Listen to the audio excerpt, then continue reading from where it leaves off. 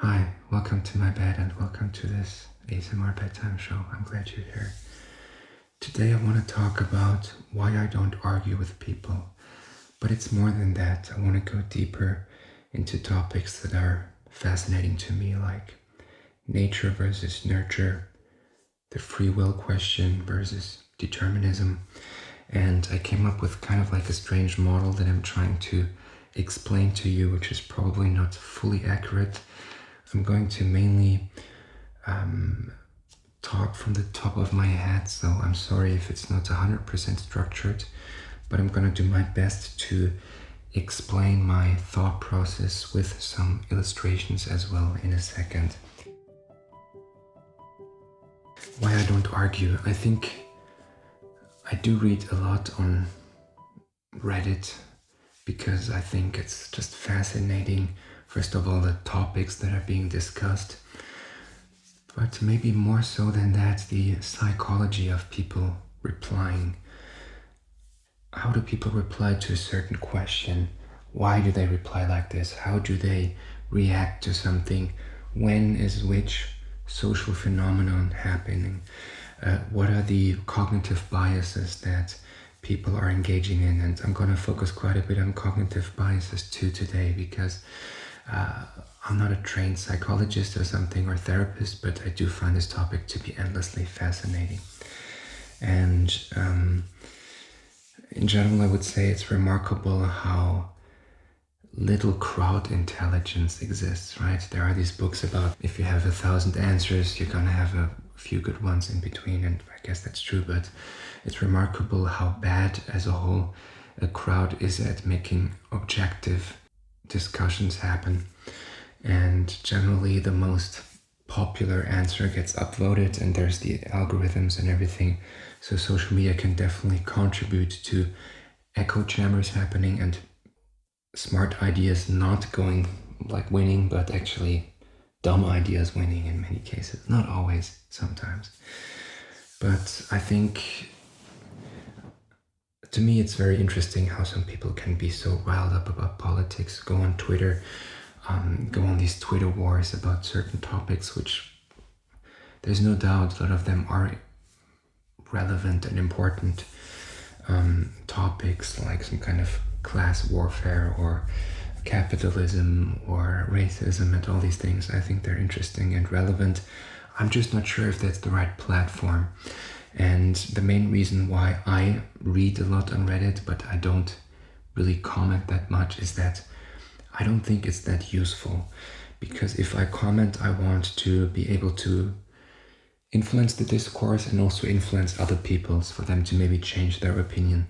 But what I grew to learn over the years is that it's very, very difficult to change people's opinions, because it's a quite stable construct, and I'm going to talk more about this later, but this is my belief now, which I'm quite convinced of, that it's close to impossible to change people in general, but it's very hard to change people's opinions about different topics, because they're not even interested in the truth of the matter. And that's one of my key findings, so to say.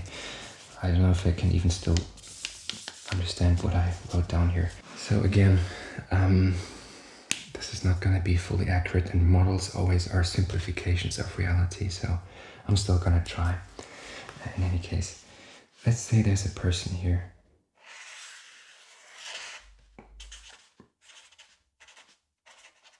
Person slash person.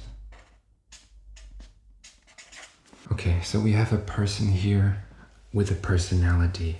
That's our assumption, right? That we have people in this world who have agency, who develop their personality, and they, I would say, develop their personality based on two things, namely on experiences they make,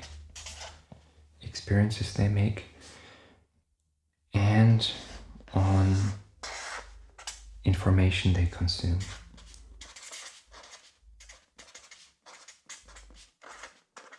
And I think this is how they continue to reiterate their personality, so to say. And based on that, they in a certain way and they develop certain beliefs, I would say.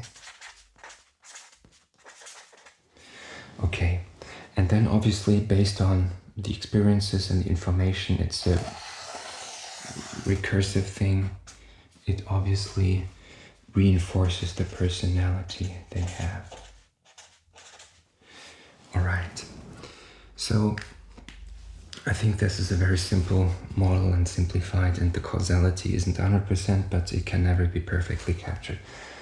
So what I'm trying to say is, if a person goes out in this world and he makes personal experiences, like he, I don't know, starts a job and it's going not so well for him and he gets bullied by his boss, he's gonna change his beliefs based on that, and he's gonna maybe act differently. And this is just normal programming, so to say. But then there's also the second-hand information that a person gets. It's not his own or her own lived experience. It's the opinions and lived experiences of other people. And this is, I think, what has changed most in the last 10 to 20 years, that the amount of experience that people rely on to form their beliefs gets less and less, but the amount of information that people rely on through social media and so on gets more and more. So a lot of people will have strong opinions on topics they have no actual real-life experience on. They will know exactly what the situation in Palestine is. They know exactly what to do with China. They have very strong opinions on people based on second-hand reports about those people. And this is what I think has changed very dramatically. And the problem is, of course, social isn't a good representation of objective truth, right? It very much depends on where you're looking. You're going to find very different answers and opinions. If you look on Facebook, you're going to hear all kinds of conspiracies about COVID and so on. If you go on Reddit, depending on the subreddits you go to, you can find any possible echo chamber, from hating women to hating men to hating sexuality to being super kinky to hating the Democrats to hating Republicans to hating certain countries. Everything is being loved or hated, but hate is just more powerful, so it gets pushed to the top. And also we get manipulated by algorithms. I mean, just recently all social media companies decided that certain truths have to be censored, and they have been doing this all the time. So if you publish a certain opinion, instead of this being objectively discussed by different parties, it's just being banned, right? And there's different ways to do it: overtly by just banning accounts, or to do it indirectly by using the algorithm to push certain types of contents down. And also certain outside influences and, I would say, bad actors have recognized that social media is very powerful and potent at influencing public discourse. And there was this, what is it called, Boston Analytica or something, Cambridge Analytica, which basically made it their mission to manipulate public discourse.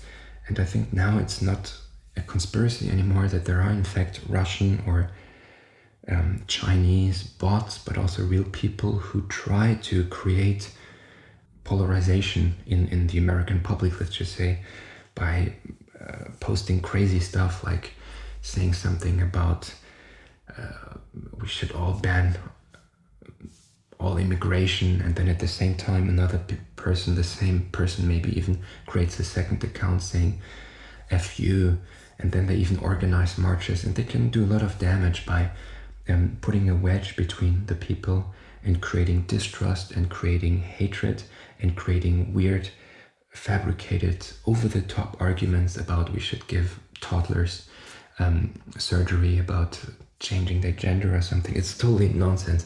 And a lot of this is maybe kind of crazy people, but then also, I guess, some outside forces even trying to forcefully destabilize the country, and it does work apparently. So I think this is very important. The amount of people who really experienced stuff in this world gets less and less, and more we rely on outside information and what the narrative tells us, basically. Okay. The problem here is, however, this model is very incomplete because the person and personality doesn't exist in a vacuum, obviously.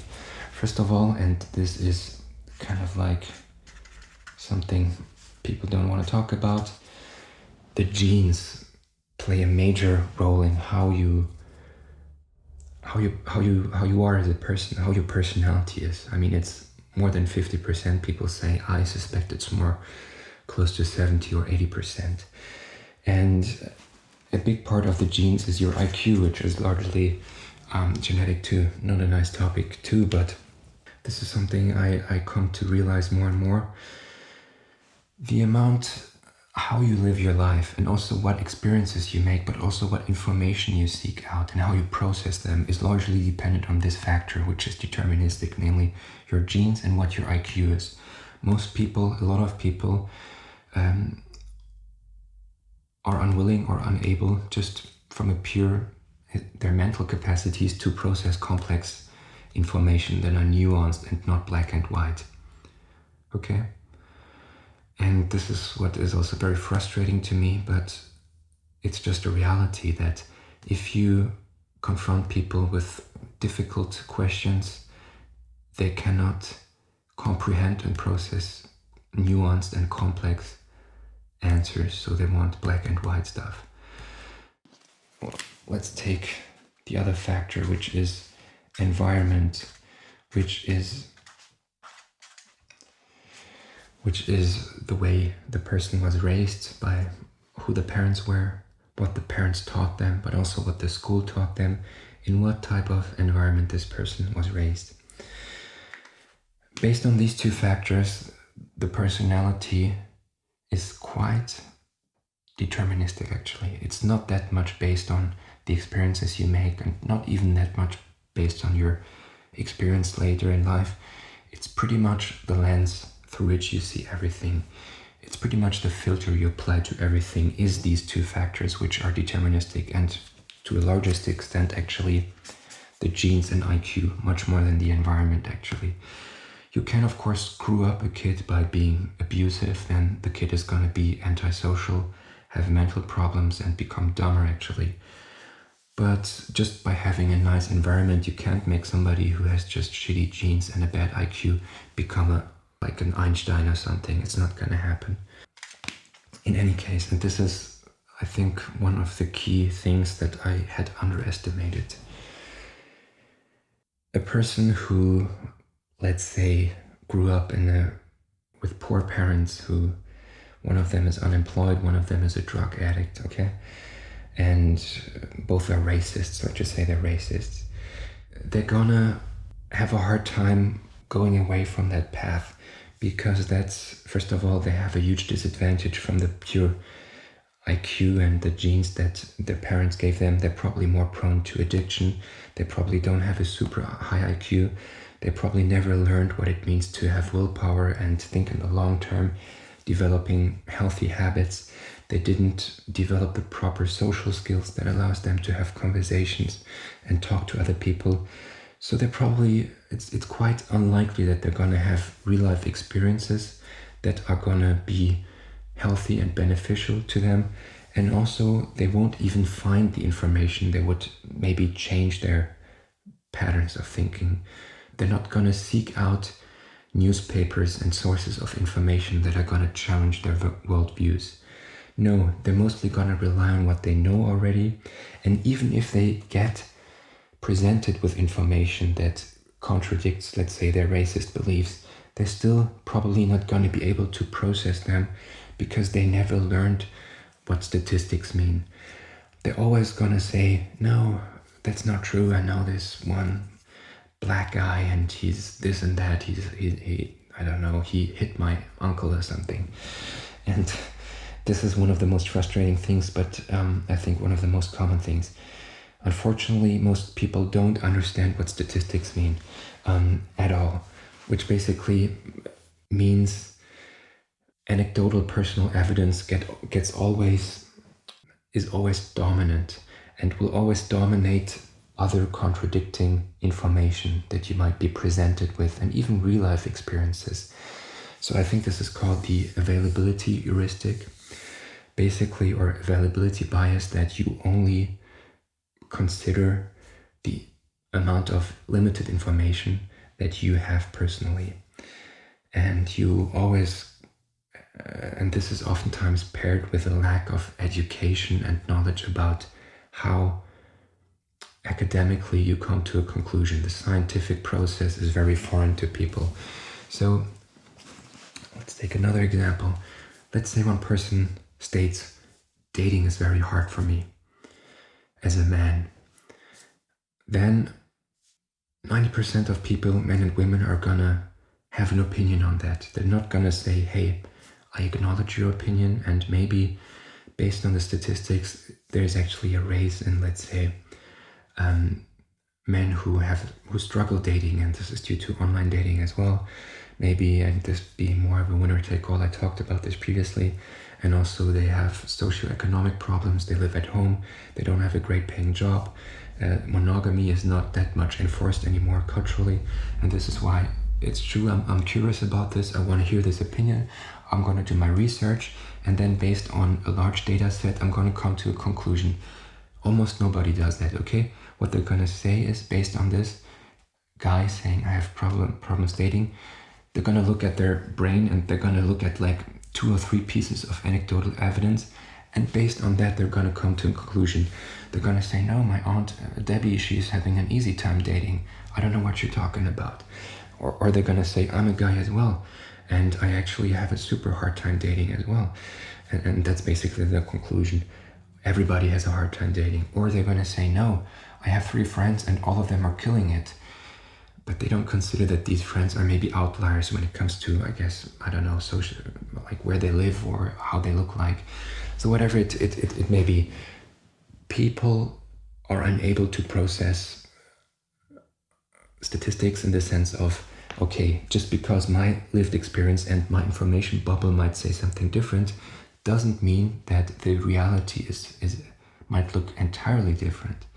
And it can be frustrating, right? People, you asking for maybe an advice or just a general abstract opinion. If you make an abstract statement, something like, let's say, it's harder for young people, for Generation Z and the ones coming after, they have it worse than the boomers in some sense, because university is way more expensive.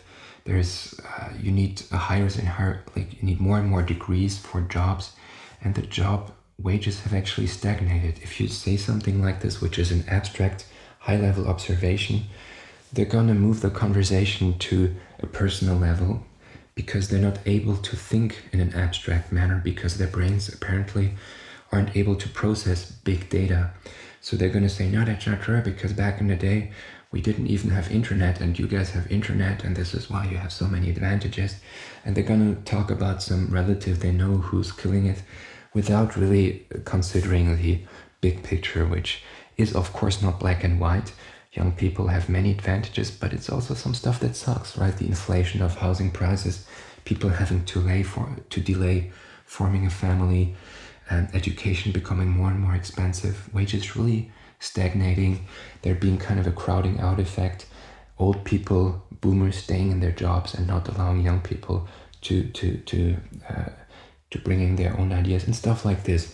So it's frustrating, but it's just a very stable system. And the problem is, if you talk to a person, this person only experiences their small bubble, right? They live in their place, they talk to their 2-3 friends, they have experiences which constantly reinforce their beliefs, and also the information they seek out is the information that reinforces their beliefs.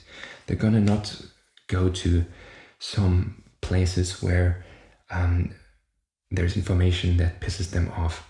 They're gonna go to places where they have their peers, who have the same ideas and beliefs than them.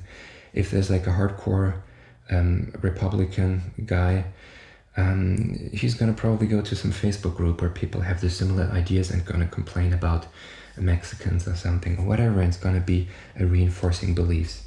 And of course then the actions that these people are gonna take are going to reinforce this as well, because they're going to probably make bad experiences with certain, let's say a Nazi is going to, I don't know, start arguments with minorities and get bad reactions, and this is going to constantly reinforce their preconceived notions and their existing ideas. So it's a very, very stable system. And let's just say in an ideal world, the person is open and seeks out other information, goes on Reddit or goes on some sites, goes on some websites and tries to understand other perspectives. Based on the upbringing they had and the genes they have a filter in their brain which almost physically makes it impossible to process certain ideas. So let's say you have a complete pessimist who hates everything and everyone and thinks everything is a conspiracy. You can present them with as many pieces of evidence as you want every day and every day and every day. They're still gonna fall back to their conspiracies and their unhappiness. Why? Because their brain is unhappy, right? And this is the important factor. This is the dominant factor in everything. It's the brain. It's what is already there. It's basically their operating system. If your operating system is Windows 95, you're not going to be able to play GTA 5 on there, or Skyrim, or a newer game, Crysis, or whatever, because it's just Windows 95. It's not going to work, and it's going to be buggy, and it's going to be weird, and you're going to be always depressed.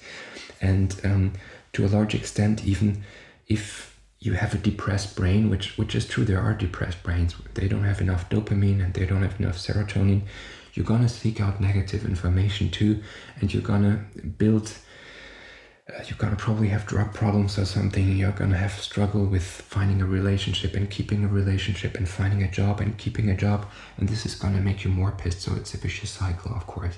And this is why it's very, very hard and maybe even impossible to break into this cycle.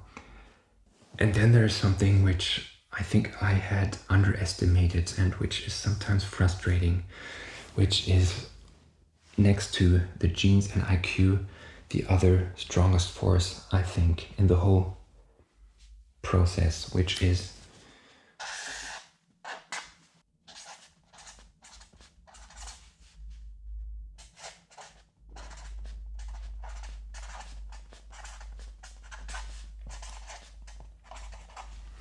it's something that is called social desirability bias. That means that people typically behave in a way that is seen as most socially desirable, right? It's pretty obvious, but basically, you probably know this as well. A lot of people, if you ask them something, let's say about politics, they're not gonna give you like an intuitive answer. They're not gonna just tell you what they think. They're gonna tell what they think will make them popular, will make them well-liked. And this is a force that is highly underestimated, I think. It's basically a mediator, that's what it's called in science, a mediator of what your personality will be and what your actions and beliefs are going to be. Okay, this basically means that you can have experiences that contradict your worldview and consume daily information that contradict your worldview.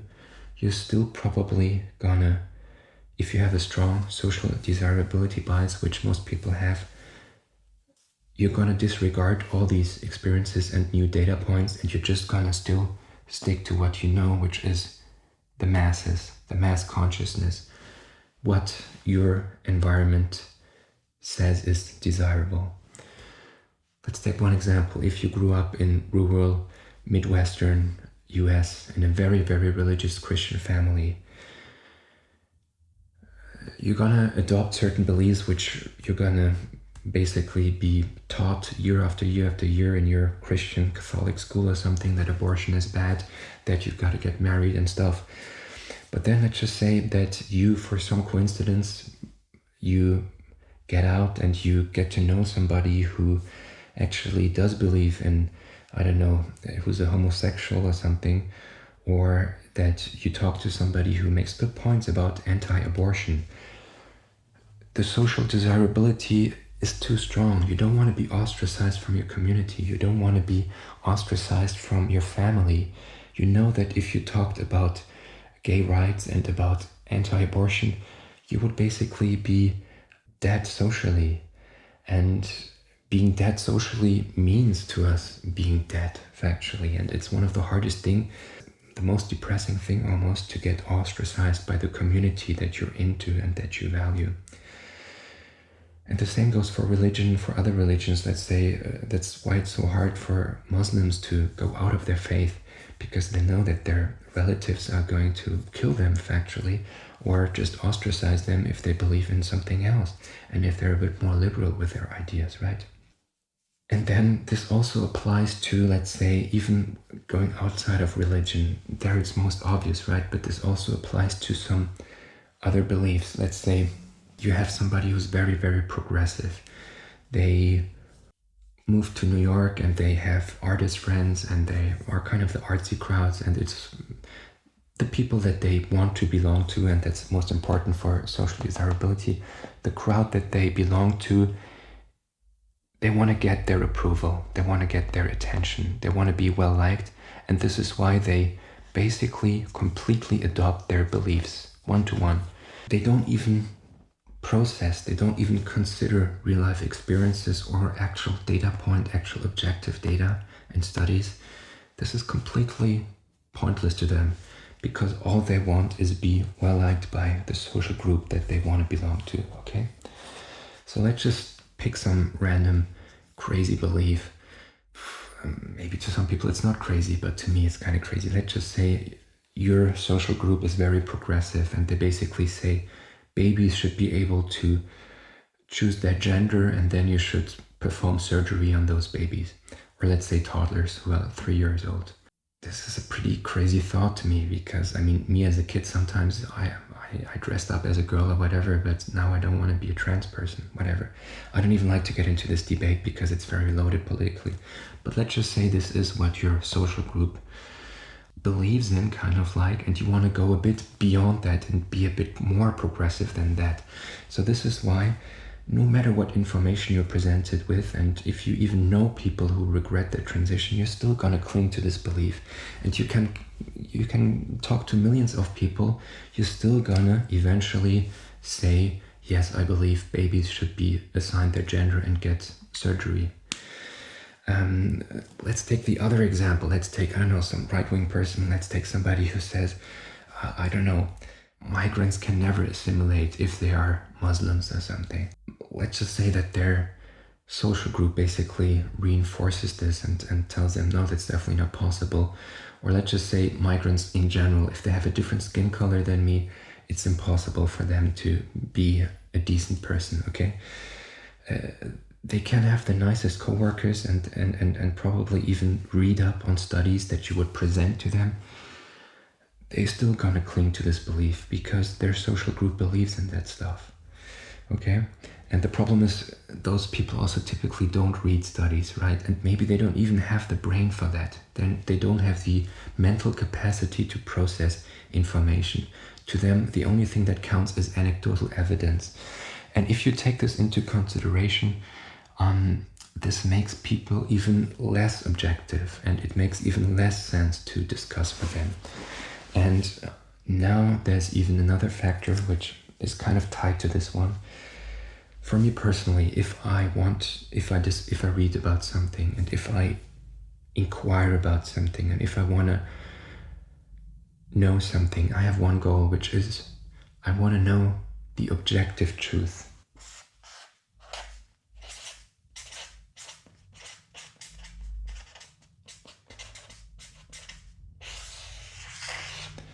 And I know, of course, that probably I'm too dumb to know the full truth when it comes to complex topics, right? Is there even a thing like the objective truth? I think that's very hard to know, but I want to come to an as close as possible representation of reality within our physical boundaries here on Earth. I don't know if there's like a parallel universe where all the laws of the universe are different, but here in this world there are certainly certain truths, I would say. Let's say there's gravity, or there's the truth that we die, and that certain foods make us sick, and that if we eat sugar all the time it makes us fat. And then there are more difficult questions when it comes to how do we get happy? Is it even a good goal to be happy and all this stuff? So still, in general, if I discuss with somebody, I want to get to a point where we get close at least to the objective truth. Okay, but here's the problem. Most people, I would say, aren't interested in the objective truth at all. They were never interested in the objective truth. Maybe they don't even believe in objectivity, but they were never interested in the objective truth. What were they interested instead? In social capital. And this kind of ties back to the social desirability bias. People who have a strong social desirability bias typically don't care about an objective truth. They never will. They will always care about gaining social capital. What is social capital? Social capital is basically the peer group that you care about patting you on the back and saying, good job. You're one of us by saying this crazy thing. You're now one of us. It can be, and this is obviously being exacerbated by social media, where you can have have KPIs basically for your social capital in the form of likes and retweets and comments basically. So yeah, people can get addicted to the social capital much more than objective truth. It gives us much more dopamine if we get 1,000 likes by the people we care about and some people saying, yeah, you're a good one, you're an ally, instead of trying to, it's messy. The objective truth is messy, right? It's a lot of I don't knows and it's back and forth. It's not pleasant. It doesn't give us dopamine. Social capital gives us dopamine if we get it. And the crazy part is also, if somebody is looking for social capital and not the objective truth, it's almost impossible to change that. You can bombard this person with facts after facts after facts. They're going to be blind to it. Why? Because they're only looking for social capital. That's their goal. And you can say from an evolutionary perspective, probably it's more important. It's not that useful if you know exactly, I don't know, let's say, some objective truth about personality or about woodworking or whatever. It's more, maybe for survival, it's actually more important to have social capital, because if you didn't have it historically, you would get ostracized by your tribe and you would get killed. So I think social capital dominates objective truth always, and it has always been this way, and it's going to continue this way. You could say social capital eats objective truth for lunch. It's so much more important. It's everything. It's not everything, but it's a lot, right?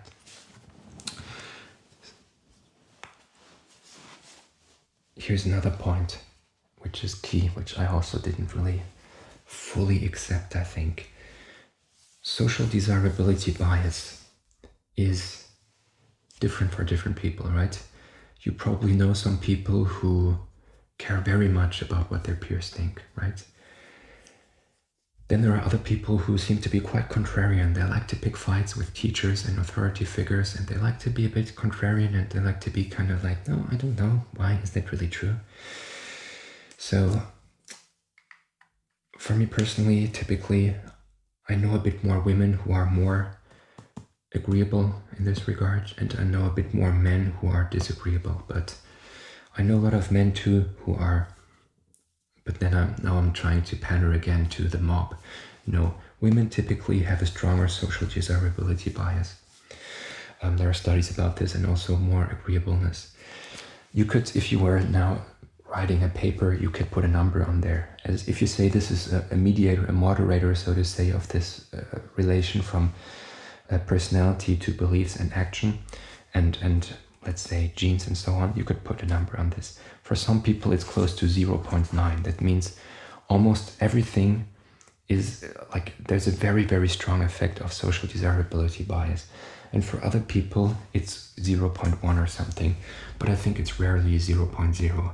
Almost nobody can fully elevate themselves from what the culture and from what the society and their peers at large believe. It's very, very rare. But here's what's important.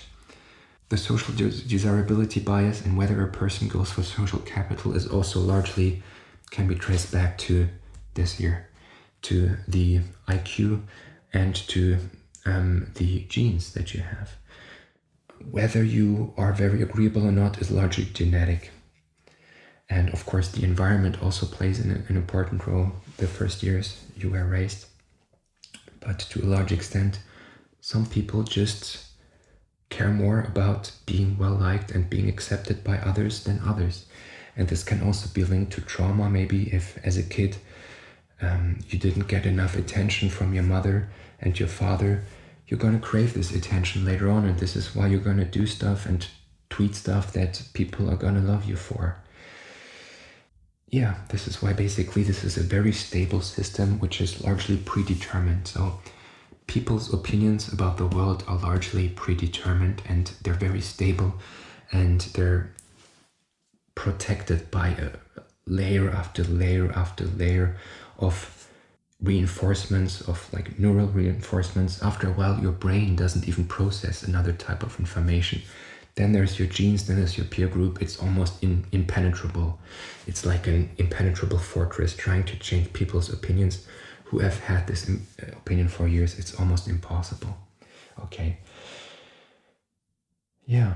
But then again, I want to say something about the objective truth. How objective is it really? Because we humans are not objective at all. There is always going to be something like confirmation bias. And the confirmation bias happens here, but it also happens here. It happens everywhere. Confirmation bias basically means you're gonna consider information and data points more that are aligned with what you believe in already. So you're generally gonna seek out information and also acknowledge information much more that is already corresponding to what you believe in already, which is kind of obvious, right? But it's remarkable how people are able to put their blinders on when it comes to contrarian beliefs, but hyper focus on stuff that reinforces what they already believe in. Somebody who says all whites are evil is going to focus on this white boss who's evil. Somebody who's going to think rich people are assholes is going to hyper focus on rich people who are assholes, and is just going to find more and more evidence for this. People who think all women are shallow is going to find some examples, and it's going to find some echo chambers on Reddit where people talk about this kind of stuff.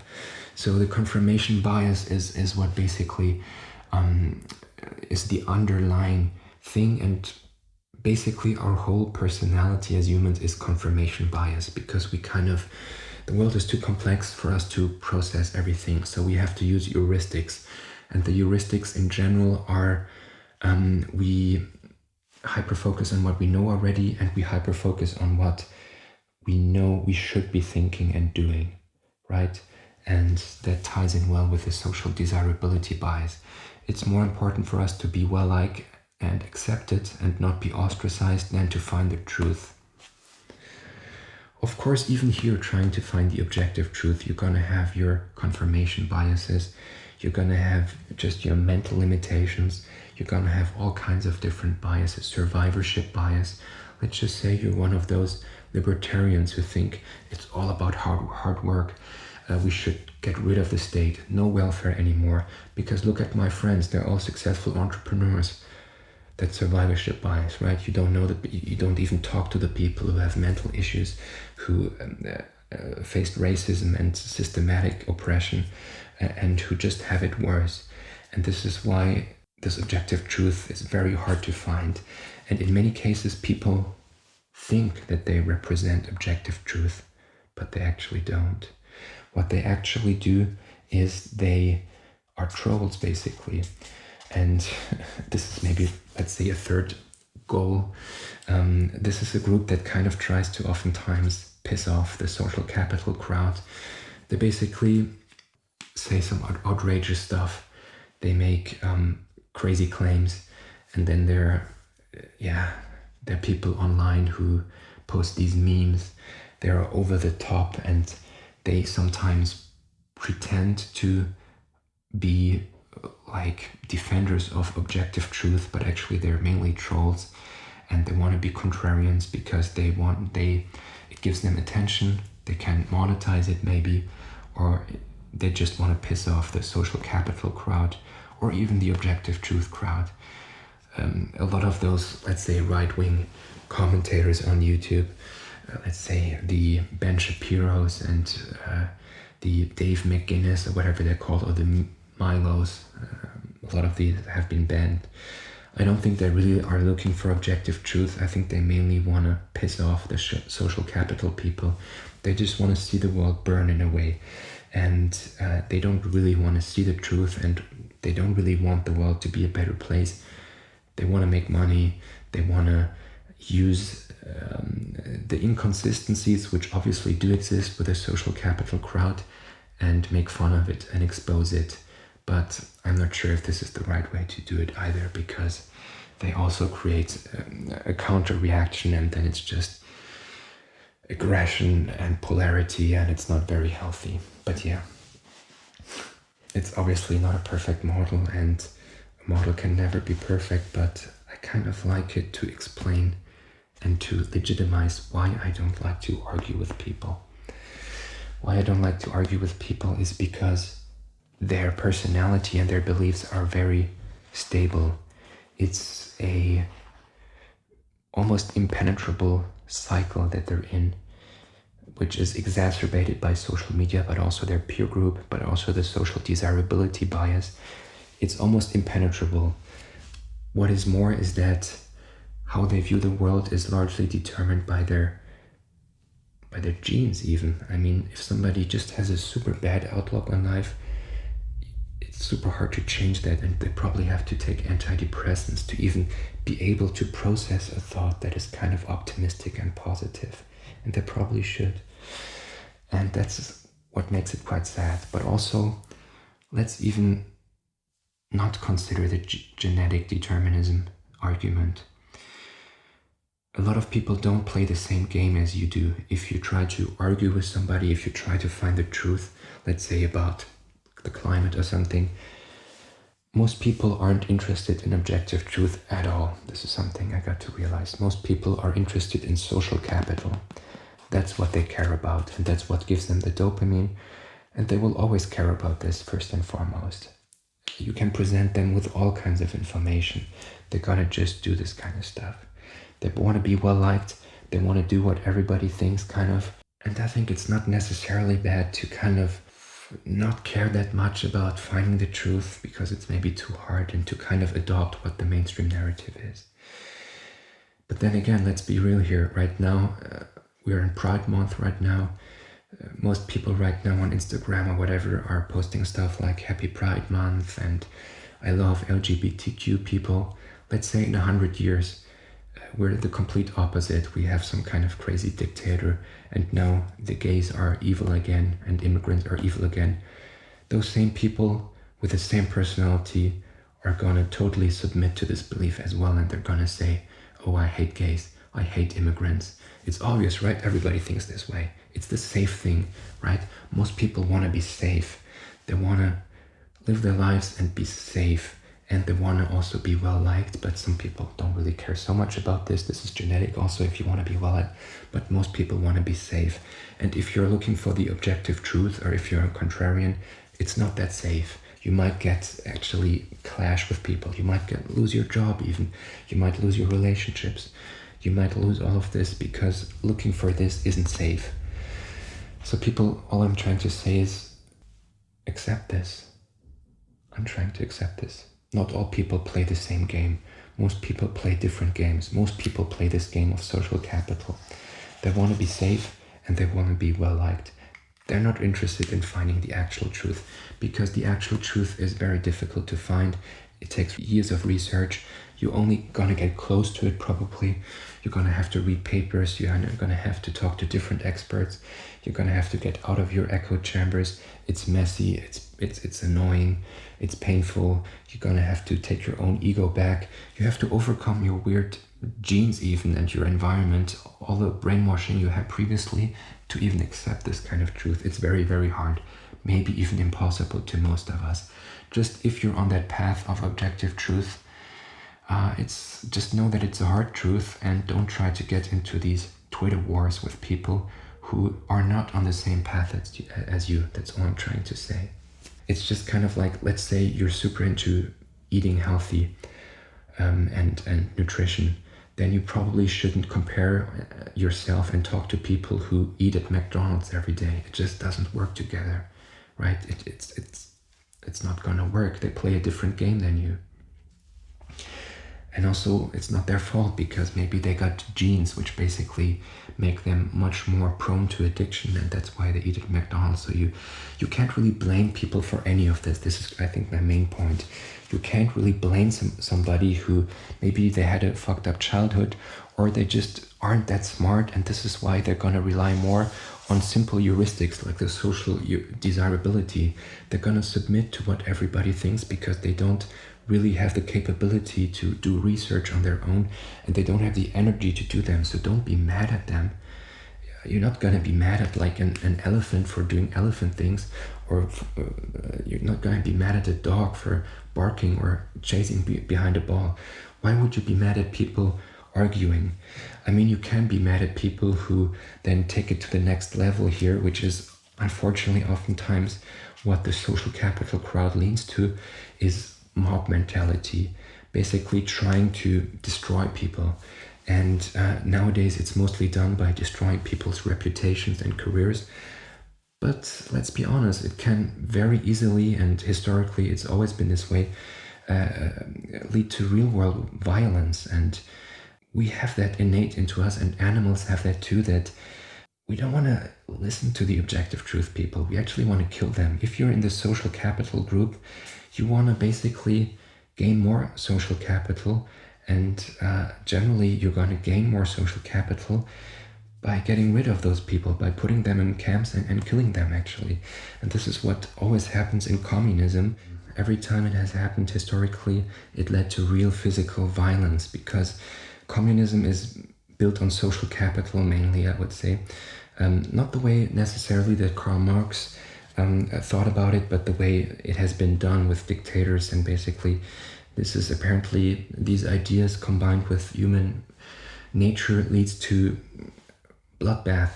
And basically communism, if you look at what Pol Pot did, or if you look what Mao did, or what Stalin did, it always leads as the mob basically killing people who are intellectuals. Because yeah, this is actually the enemy of communism, is the intellectuals. I think Pol Pot had all people with glasses just killed, because having glasses apparently is a sign of you being an academic or an intellectual. So there's an active rebellion against people who seek for the truth. There's an active demonization, because these people are privileged, so we have to kill them. If somebody is looking for the truth, we have to kill them. That's human nature. So it's kind of dangerous, that's all I'm trying to say. And I think we should be careful about this, and this is where we can, where we should be very careful and cautious. However, I think for most of this stuff, you can't really be mad at people for sticking to their beliefs, because it's all they know. They got dealt cards where they don't have the capability to comprehend data. They don't comprehend statistics, and also they don't want to, because their genes basically and their upbringing make them desire social capital above everything. So they were never interested in any semblance of truth. They were always interested in being well liked by their peer group that they want to be part of. They want to be part of, let's say, the, I don't know, fundamentalist Christians. They're gonna behave like a Christian. If they want to be part of the woke crowd, they're gonna be part of the woke crowd and adopt all of their beliefs and be even more of a hardliner. And they're gonna put on a filter which is only gonna filter out every other information and experience, and they're only gonna see what is already reinforcing what they believe in and what they want to believe in. This is called confirmation bias. It's basically brainwashing. And I think we humans are so proud for that I would say it's human nature to have confirmation bias. It's human nature to be brainwashed. And it's human nature to prioritize social capital over objective truth, because we're too dumb for objective truth and we're too dangerous. We as a group, we have the tendency to become a mob, and we have the tendency to kill off people who are looking for the objective truth. That sounds maybe a bit too, I guess, dramatic, and I don't even want to talk too dramatically. All I'm trying to say is, I guess, this is why I don't really argue with people, even my own parents, even my peers, because they are set in their ways. Our brains aren't that malleable. It's very, very hard to change people. I think it's maybe even impossible. And this is why, unless somebody comes to me and wants to learn about something or wants to talk about something, I don't try to change their mind. And I'm not even pretending like I know much stuff. I'm trying to learn too. I think I'm pretty... One of my good traits is that I'm quite open to different stimuli, but even I have confirmation biases. Even I have availability bias, and even I am very much just determined by my genes and my kind of negative, cynical outlook. That's my genes, right? And I can maybe change that a little bit.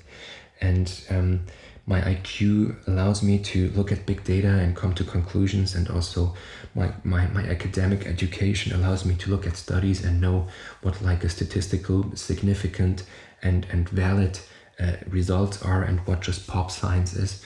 And I'm able to differentiate this, and I'm to some extent able to disregard anecdotal evidence for actual stats, but even I am very limited in my understanding. Even I am very, very dumb.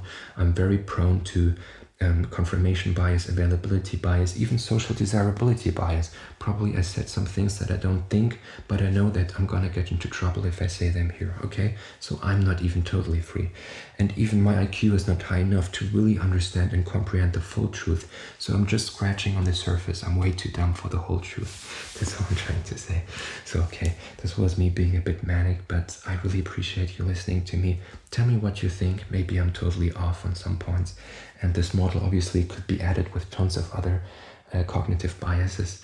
I would urge you to read about those. They're quite interesting. There's like a bias for everything, basically. And we all have these, right? These heuristics and these biases. Our culture is a bias, right? It's a heuristic, whatever. In any case, thank you so much, and talk to you soon.